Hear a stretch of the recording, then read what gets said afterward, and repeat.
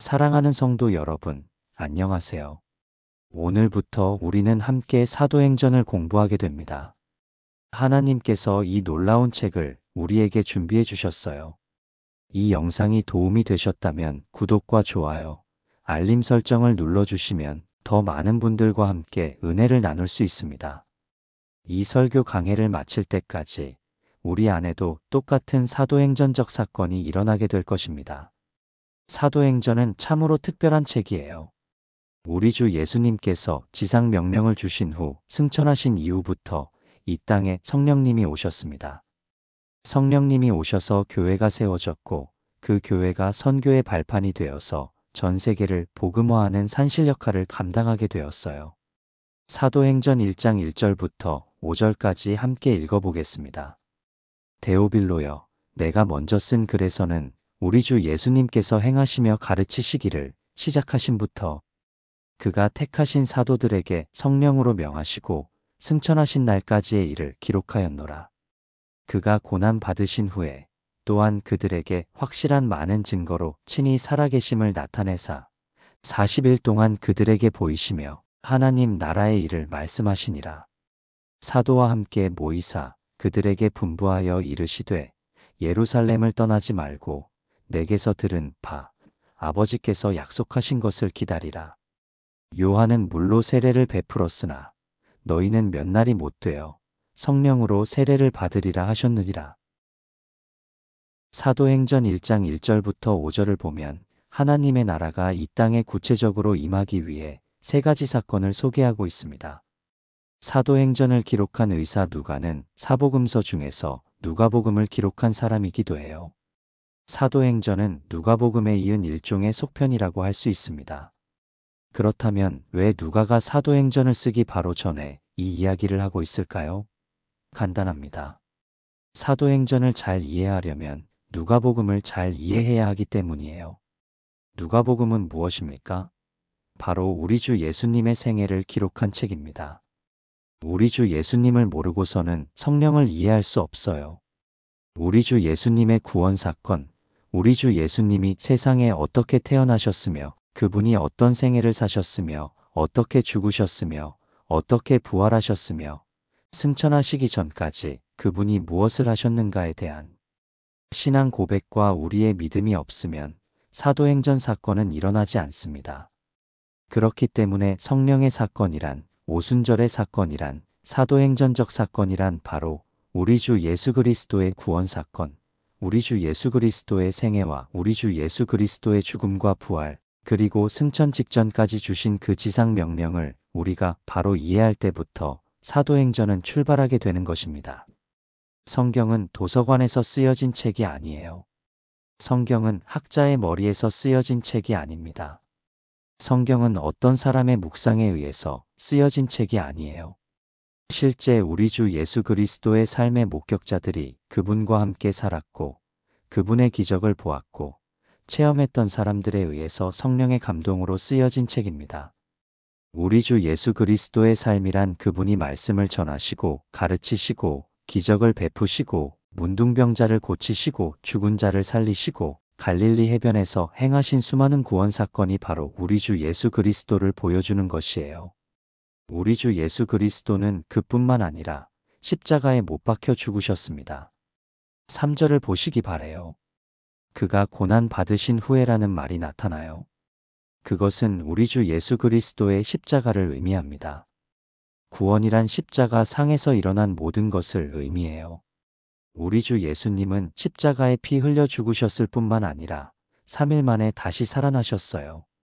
우리 주 예수님은 부활하셔서 십자가가 패배가 아니라 승리요, 절망이 아니라 소망이며 십자가가 죽음이 아니라 영생이라는 것을 보여주셨습니다.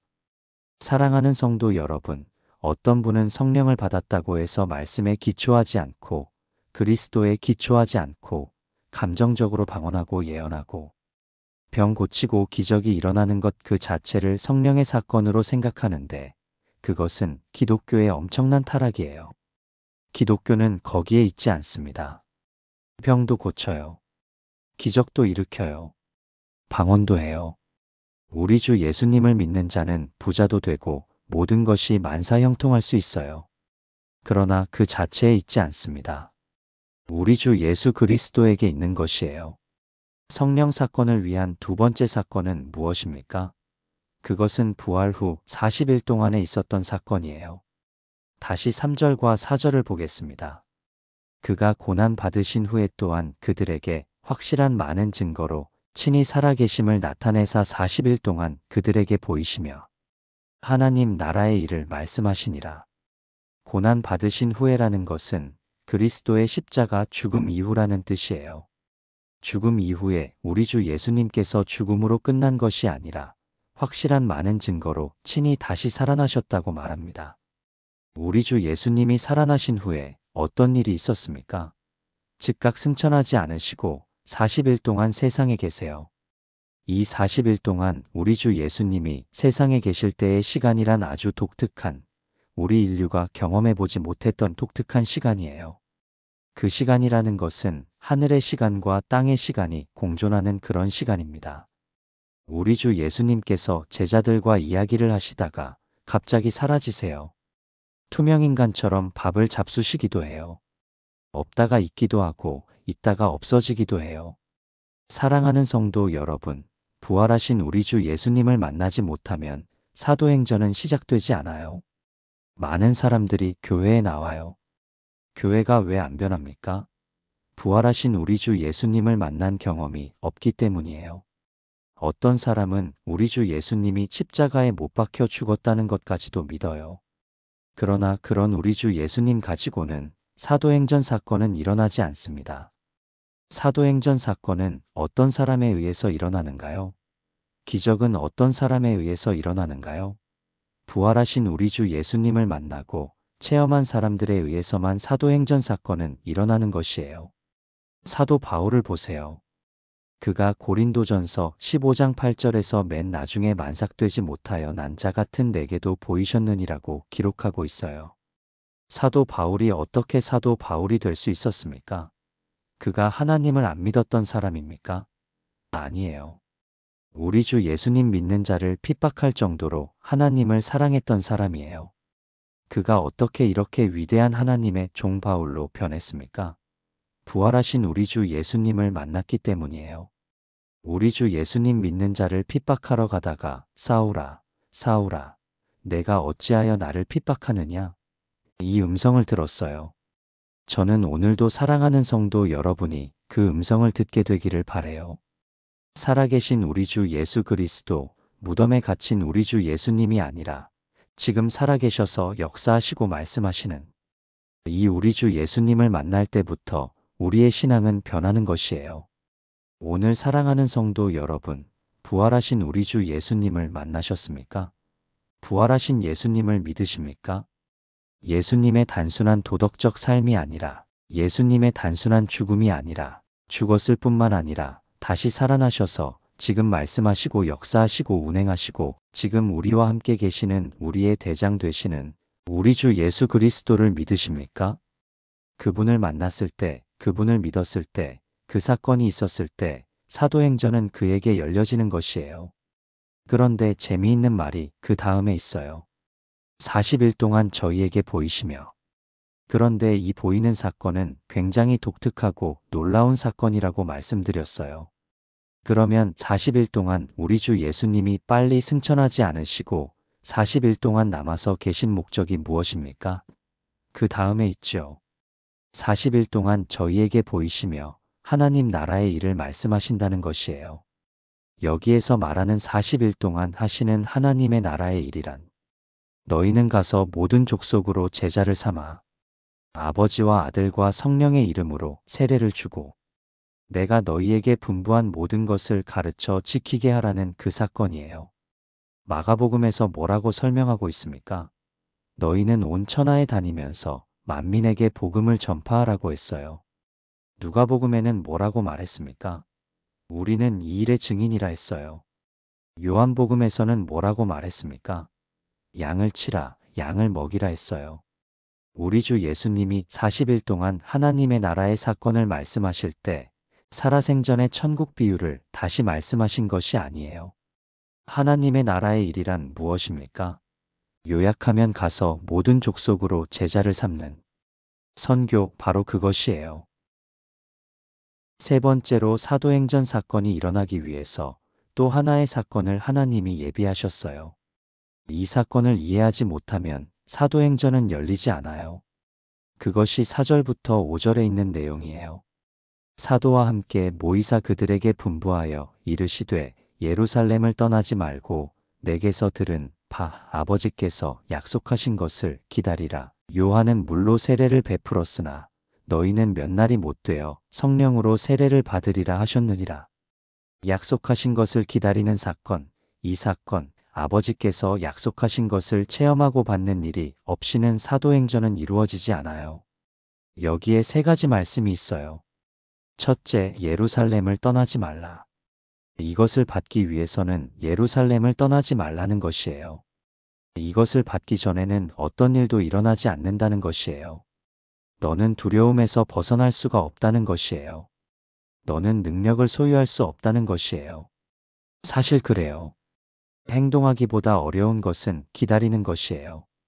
떠나기 위해서는 준비가 되어야 되고 무장이 되어야 해요. 성령 받지 못한 사람은 떠나면 큰일 나요. 성령 세례받은 사람, 이제 떠나도 괜찮은 사람이 떠나는 것이지, 떠날 준비가 안 되어 있는데, 무장도 안 되어 있는데, 그 사람들이 어딜 떠납니까? 사랑하는 성도 여러분, 성령 세례 안 받으신 분 떠나면 큰일 나요. 무장되지 않는 사람이 떠나면 큰 낭패를 당해요. 우리 주 예수님께서 우리를 내보내시는 것은 준비 없는 채로 내보내는 것이 아니라 준비된 사람을 보내시기를 원하시는 것이에요. 많은 사람들의 실수는 어디에 있습니까? 기도하지 않고 행동하는 데 있어요. 많은 사람들의 실수는 어디에 있습니까? 기도하지 않고 사역에 뛰어드는 데 있어요. 백전백패 당하고 말 것이에요. 왜냐하면 우리의 싸움은 영적인 싸움이기 때문이에요. 둘째, 아버지께서 약속하신 것을 기다리라. 한번 물어봅시다. 오순절 전에 성령 사건을 체험한 사람들을 통해 성령을 받았습니까? 아니에요. 그것은 하나님이 주시는 일방적인 은혜예요. 셋째, 성령으로 세례를 받으리라. 그럼 성령님께서 우리 안에 오시는 방법은 무엇입니까? 5절에 그 구체적인 방법을 우리에게 소개해 주고 있어요. 요한은 물로 세례를 베풀었으나 너희는 몇 날이 못 되어 성령으로 세례를 받으리라.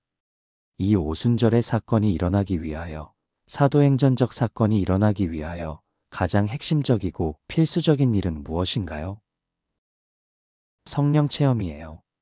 성령 세례를 받는 일이에요. 우리가 이 사도행전 사건을 이해함에 있어서, 이 역사적인 엄청난 사건을 이해함에 있어서 열쇠는 성령 이해예요. 성령님이란 어떤 분입니까?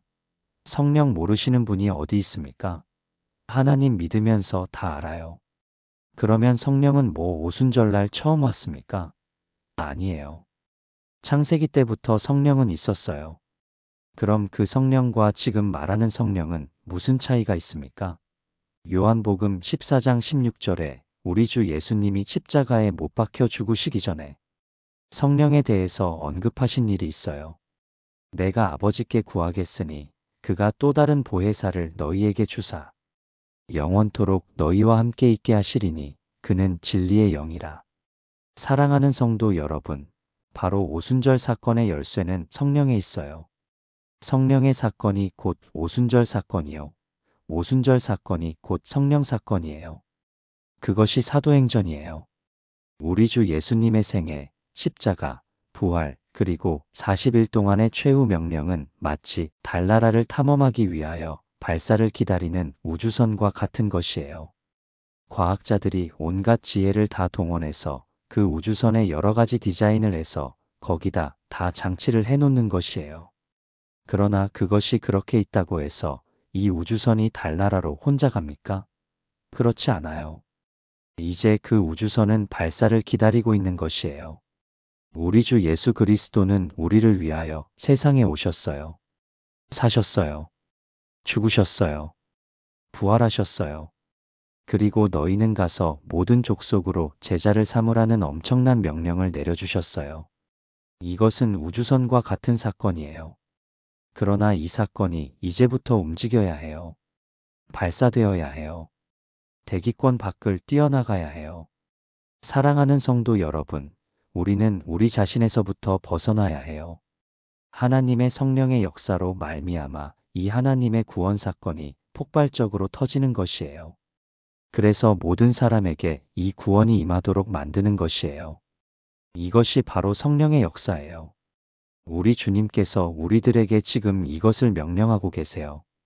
사랑하는 성도 여러분 안에 성령 체험하시는 분이 계실 것이에요. 또 분명히 사랑하는 성도 여러분 안에 성령 체험하지 못한 분도 많이 있을 것이에요. 이제 오늘 우리 교회 모든 성도들에게, 교회에게 주님은 이렇게 명령하세요. 너희들이 이제는 성령의 세례를 받아라. 성령의 세례를 받고 능력 있는 그리스도인이 되어라. 기쁨에 충만한 그리스도인이 되어라. 전도할 수 있는 그리스도인이 되어라. 그때 여러분에게 오순절의 성령의 사건은 이제 다시 새롭게 시작하게 될 것이에요. 사랑하는 성도 여러분, 하나님께서 우리에게 약속하신 것을 기다리세요. 그리고 그 약속을 받아 누리시기를 주님의 이름으로 축복합니다. 오늘 설교가 은혜가 되셨다면 구독과 좋아요, 그리고 알림 설정도 부탁드립니다. 기도 제목이나 간증이 있으시면 댓글로 나눠주시고 아멘도 남겨주시기를 바랍니다. 필요한 성도분들에게 이 영상을 공유해 주십시오. 더 큰 은혜가 임하시기를 축원합니다.